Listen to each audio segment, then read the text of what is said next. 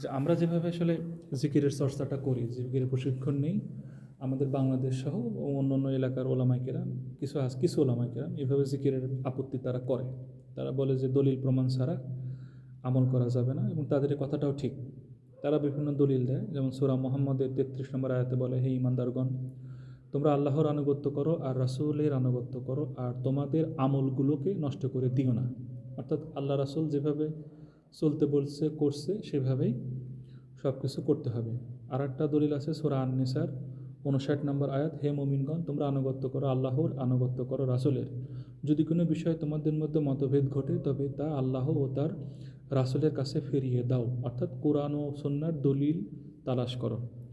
তাহলে তাদের যে কথা যে দলিল ছাড়া, কোরআন সুন্নাহর ভিত্তি ছাড়া কোনো আমল করা যাবে না, তাদের কথাটা অবশ্যই ঠিক।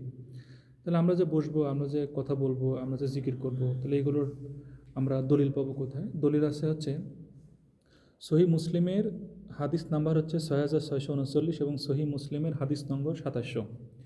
সেখানে হজরত আবু হুরায়রা রাদিয়াল্লাহু তাআলা আনহু ও হজরত আবু সাঈদ খুদরি রাদিয়াল্লাহু তাআলা আনহু থেকে বর্ণিত, তারা উভয়ই সাক্ষ্য দিয়েছেন যে রাসূলুল্লাহ সাল্লাল্লাহু আলাইহি সাল্লাম বলেছেন, যখন কোনো সম্প্রদায় অর্থাৎ একদল মানুষ বসে আল্লাহর জিকির করে, ফেরেশতারা তাদেরকে ঘিরে ফেলে, আল্লাহর রহমত তাদেরকে ঢেকে নেয়, তাদের উপরে সাকিনাহ মানে প্রশান্তি নাজিল হয়, এবং আল্লাহ তাআলা তার নিকটস্থ ফেরেশতাদের সামনে তাদের কথা আলোচনা করেন।